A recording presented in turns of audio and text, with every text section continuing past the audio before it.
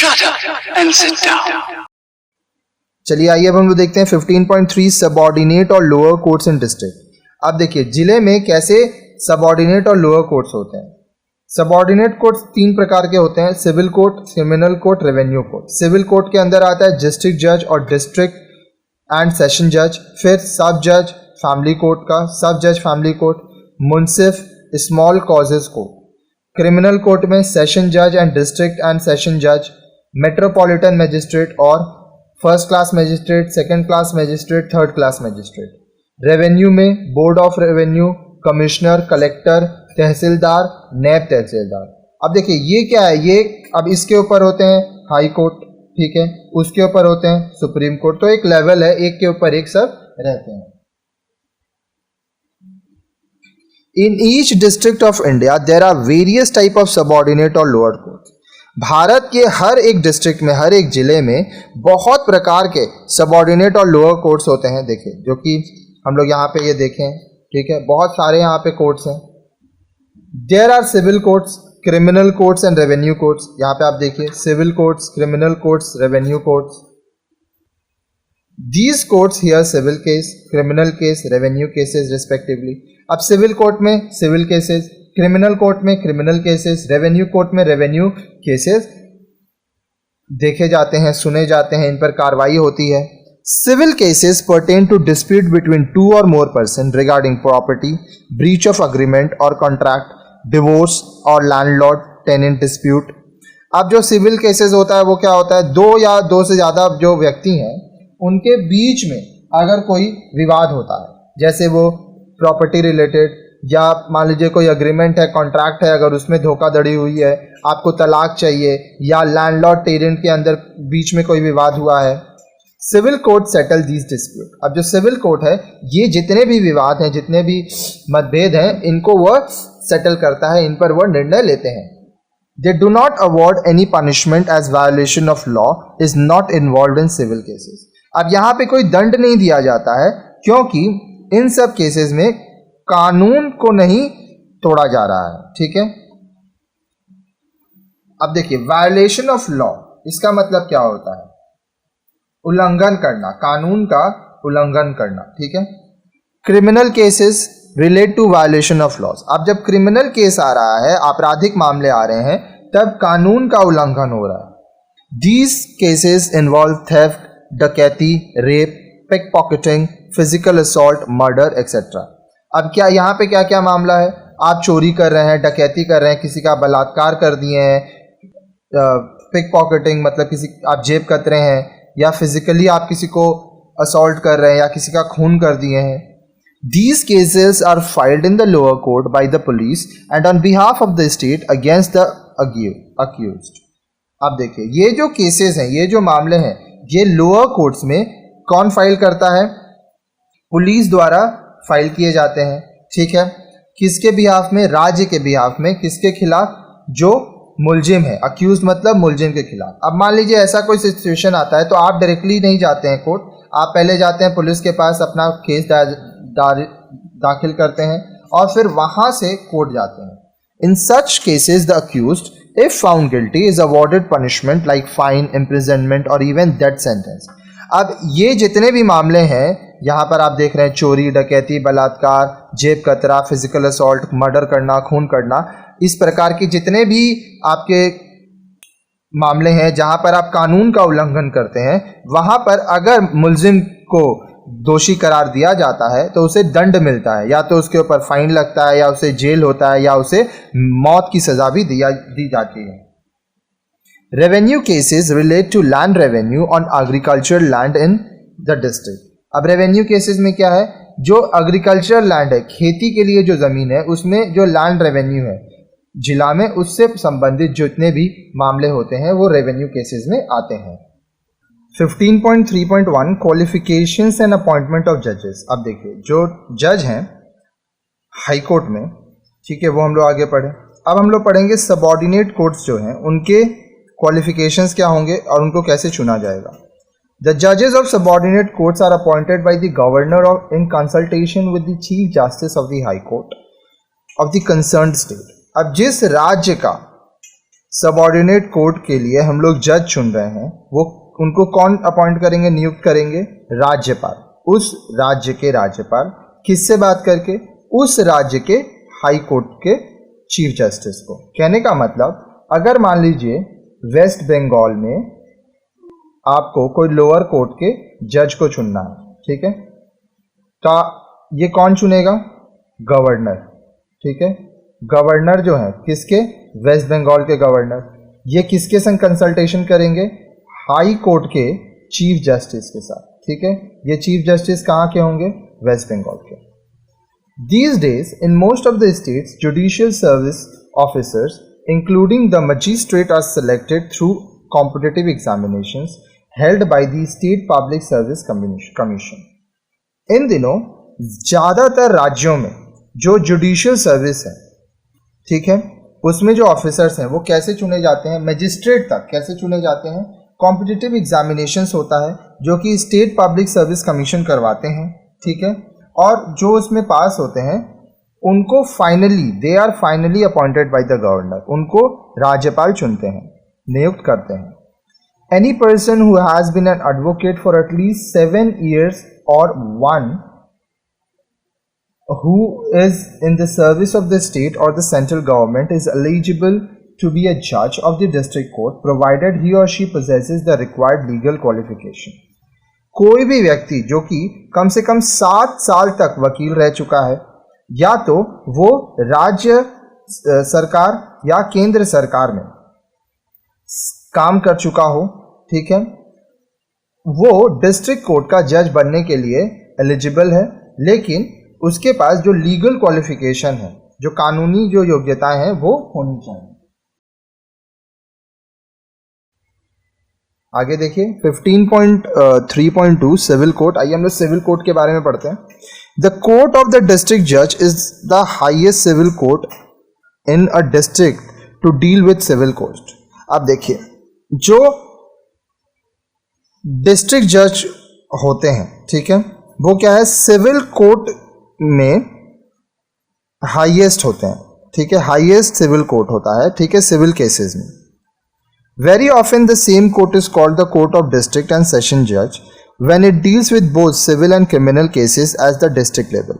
बहुत बार ये जो कोर्ट होते हैं इनको कोर्ट ऑफ डिस्ट्रिक्ट जज या court of district and session जज भी कहा जाता है, जब ये सिविल केस और क्रिमिनल केस दोनों ही डिस्ट्रिक्ट लेवल पर काम करते हैं। इस पर द जज of this court is appointed by the governor of the state. अब सिविल कोर्ट के जो जज होते हैं उनको कौन चुनता है? उस राज्य के राज्यपाल, governor. Below the court of the district जज देयर मे बी वन और मोर कोर्ट्स ऑफ सब जजेस इन द डिस्ट्रिक्ट। अब जो कोर्ट ऑफ डिस्ट्रिक्ट जज है उनके भी नीचे एक या एक से अधिक सब जजेस का कोर्ट हो सकता है।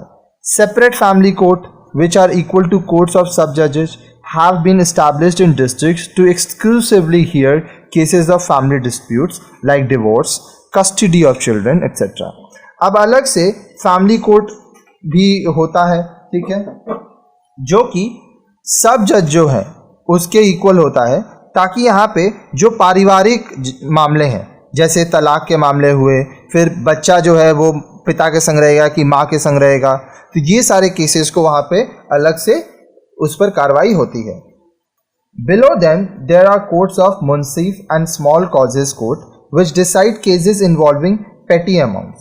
अब इनके नीचे मुंसिफ और स्मॉल कॉज कोर्ट होता है, वहाँ पे जो कम रकम के, जो पैसे से संबंधित जो मामले होते हैं उनको सुना जाता है। No appeal can be made against the decision of the small causes court.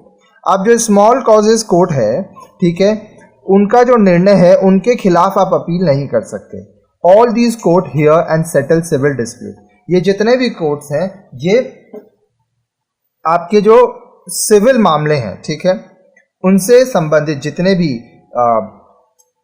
Cases हैं उनको यह सुनते हैं, उन पर यह निर्णय लेते हैं। The court of the district जज called the district court hears not only appeals against the decision of the courts of sub judges but also some of the cases begin directly in the court of district judge itself.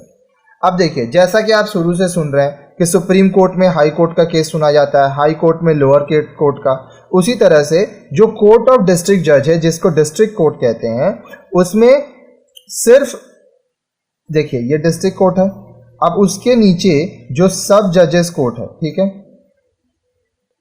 अब इसमें जो निर्णय लिया गया है इसका appeal यहाँ पे होता है, तो ये भी सुने जाते हैं। साथ साथ कुछ कुछ केस डायरेक्टली डिस्ट्रिक्ट कोर्ट में भी आते हैं।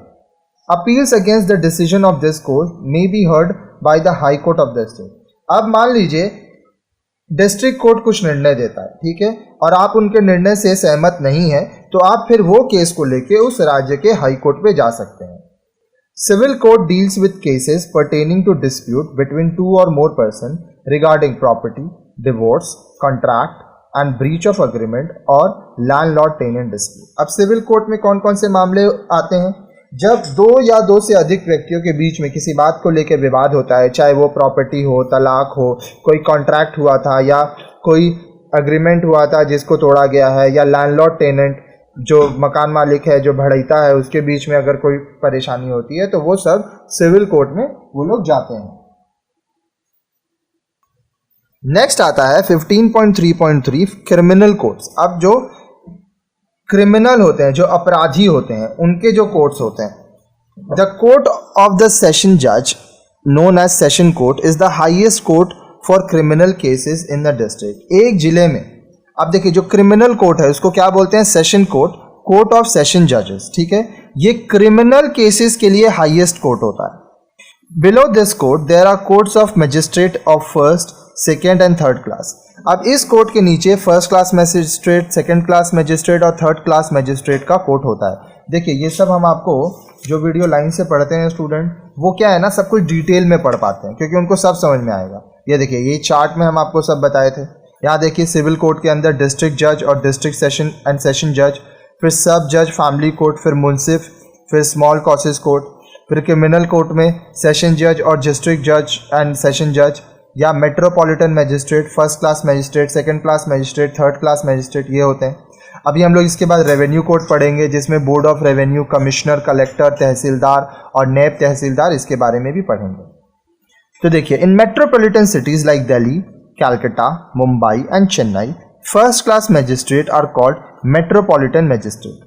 अब जो मेट्रोपॉलिटन सिटी है जैसे दिल्ली हुआ, कलकत्ता हुआ, अब ये कैलकाटा को कोलकाता भी बोलते हैं, ठीक है, चेन्नई, मुंबई, यहाँ पे जो फर्स्ट क्लास मैजिस्ट्रेट है इनको मेट्रोपॉलिटन मैजिस्ट्रेट भी कहा जाता है। All these criminal courts are competent to try the accused and to award punishment as sanction by law to those who are found guilty of violation of law. अब ये जितने भी कोर्ट हैं, ठीक है, क्रिमिनल कोर्ट्स हैं, इनको करना क्या है? जो व्यक्ति गुनहगार बनकर खड़ा है, ठीक है, जिसके प्रति मुकदमा लड़ा जा रहा है, ठीक है, जो मुल्जिम है, उसकी केस को वो सुनेंगे। अगर वो व्यक्ति दोषी पाया जाता है कि वह कानून का उल्लंघन कर रहा है, तो हमारे संविधान में जो कानून है उसके हिसाब से उसको दंड दिया जाता है। Criminal courts hear criminal cases which are related to violation of laws. Criminal courts में क्या होता है? क्रिमिनल केसेस हम लोग देखते हैं जिसमें जो हमारा कानून है उसका उल्लंघन होता है। अगर आप कानून तोड़ते हो तो आप क्रिमिनल केस आपके ऊपर होगा, जो कि क्रिमिनल कोर्ट में लड़ा जाएगा, सेशन कोर्ट में लड़ा जाएगा। दीज केस इन्वॉल्व थेफ्ट, डकैत, rape, arson, pickpocketing, physical assault, murder etcetera. अभी क्या क्या मामले होते हैं जो कि क्रिमिनल होते हैं? इसमें चोरी होता है, डकैती होता है, आप मान लीजिए किसी का बलात्कार हुआ है, या किसी को आग लगा दिया गया है, आर्सन मतलब आग लगा देना, या पिक पॉकेटिंग, जेब कतरे जो होते हैं, या आप किसी को शारीरिक रूप से क्षति पहुंचाते हैं, हानि पहुंचाते हैं, या आप किसी का खून कर देते हैं, तो ये सब क्या है? ये सब क्रिमिनल केसेस हैं। In such cases the guilty person is awarded punishment. अब ये सारे जो मामले हैं इसमें अगर व्यक्ति को मुलजिम करार दिया जाता है तो उसको दंड दिया जाता है। It may be fine, imprisonment और इवन डेथ सेंटेंस। अब इसमें क्या होता है? या तो आपको फाइन भी भरना पड़ सकता है, या आपको जेल हो सकता है, या आपको मृत्यु दंड भी दिया जा सकता है। Normally every accused is presented by the police before a magistrate. आमतौर पर जितने भी व्यक्ति हैं जिनके ऊपर मुकदमा होता है उनको मैजिस्ट्रेट के सामने पुलिस लेके जाती है। The magistrate can finally dispose of the case of minor crime.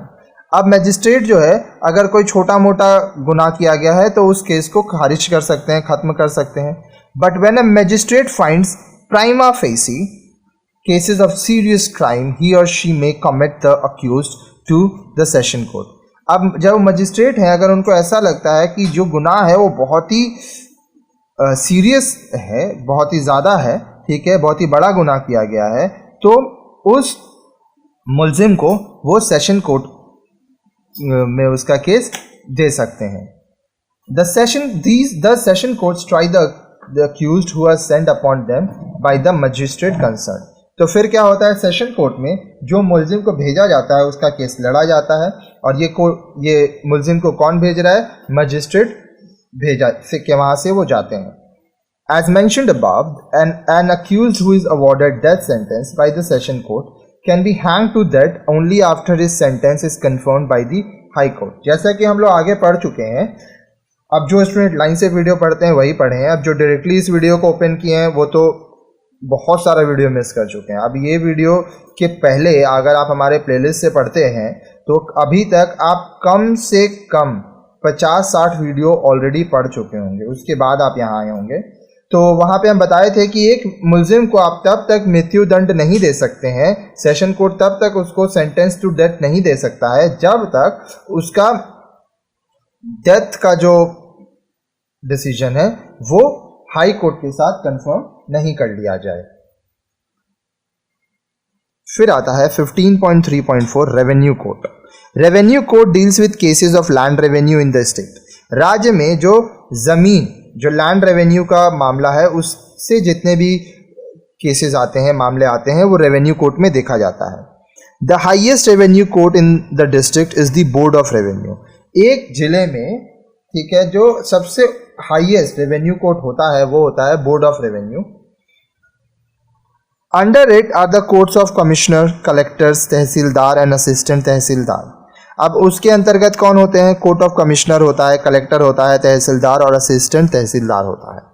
The board of revenue hears the final appeals against all the lower revenue court under it. अब जो बोर्ड ऑफ रेवेन्यू है वह जो final appeal आता है, ठीक है, जो लोअर रेवेन्यू कोर्ट से मान लीजिए आपको कोई निर्णय दिया गया तो उसके खिलाफ आप बोर्ड ऑफ रेवेन्यू में केस कर सकते हैं और वहाँ पे उसकी सुनवाई होती है। देखिए ये एक नियम है, जो लोअर कोर्ट है, अगर वहाँ पे आपको निर्णय, आपको लगा कि आपको इंसाफ नहीं मिला तो आप हमेशा इसके ऊपर जितने भी कोर्ट्स हैं वहाँ तक जा सकते हैं, लेकिन याद रखिएगा सबसे ऊपर सुप्रीम कोर्ट होता है। अब लोअर कोर्ट में चाहे जो भी हो, अगर आप सुप्रीम कोर्ट तक लड़ते हुए जाएंगे तो सुप्रीम कोर्ट का जो निर्णय होगा वो पूरा फाइनल है, उसके बाद आप किसी के पास नहीं जा सकते। Land revenue it's a sort of tax on agricultural land which the government collects from the farmers. अब देखिए ये एक प्रकार का टैक्स होता है जो खेती के लिए ज़मीन होती है, उसमें सरकार खेतों में काम करने वाले लोगों, किसानों से लेते हैं। अब जो स्टूडेंट हमारे वीडियोस को लाइन तक से देख रहे हैं वो अभी तक क्या पढ़े हैं, the distinct feature of our judiciary is that it has a single integrated and unified judicial system. हमारा जो न्याय तंत्र है इसका एक बहुत ही विशेष विशेषता ये है कि इसमें एक न्याय प्रणाली पूरे देश के लिए है। The high court is the highest court in a state. एक राज्य में जो सबसे ऊपर जो कोर्ट आता है वो है हाई कोर्ट, उच्च न्यायालय। द नंबर ऑफ जजेस varies from state to state. अब अलग अलग राज्य में अलग अलग न्यायाधीश होते हैं, नंबर्स होते हैं, ठीक है। The president appoints them. राष्ट्रपति जो जजेस हैं, न्यायाधीश हैं, इनको चुनते हैं। They hold office up to the age of 62 years. 62 साल की उम्र तक यह काम कर सकते हैं। They may be removed earlier by the president on receipt of a request from both houses of parliament. अब 62 साल की उम्र से पहले इनको हटाया जा सकता है प्रेसिडेंट द्वारा, अगर दोनों संसद के दोनों सदन में यह रिक्वेस्ट किया जाए, मेजॉरिटी मिले। इसके बारे में भी हम लोग आगे पढ़े थे। It has original and appellate jurisdiction. अब कुछ केसेस डायरेक्टली हाई कोर्ट में लड़े जाते हैं और कुछ केसेस जो हाई कोर्ट के नीचे लोअर कोर्ट में लड़े जा चुके हैं उनको वापस से अपील किया जाता है। तो ये हाई कोर्ट का अधिकार क्षेत्र होता है। इसके बारे में भी हम आगे आपको डिटेल में बताए थे। It is the protector of the fundamental rights, आपका जो मौलिक अधिकार है उसकी रक्षा करता है high court. It is also court of record and can punish it for its contempt, ये हाई कोर्ट भी एक कोर्ट ऑफ रिकॉर्ड है। अगर आप हाई कोर्ट का डिसरिस्पेक्ट करते हैं, कंटेम्प्ट टू कोर्ट करते हैं, तो फिर आपको उसके लिए दंड दिया जा सकता है। कंटेम्प्ट करना मतलब तिरस्कार करना, अपमान करना। There are 21 high courts for 28 states and 7 union territories. Bharat में कुल 21 हाई कोर्ट्स हैं, 28 राज्य और 7 केंद्र शासित प्रदेश के लिए। अब देखिए ये राज्य और ये आप आगे कुछ और भी पढ़े होंगे, कहीं 6 पर भी पढ़े हैं, तो ये बढ़ा है वक्त के साथ। In every district there are subordinate civil, family, criminal and revenue court. हर एक जिला में सबऑर्डिनेट जो निचले स्तर पर civil court, family court, criminal court, revenue court है, इसके बारे में भी हम लोग आगे पढ़े। Appeals against the decision of the lower courts are taken to the high court of the state.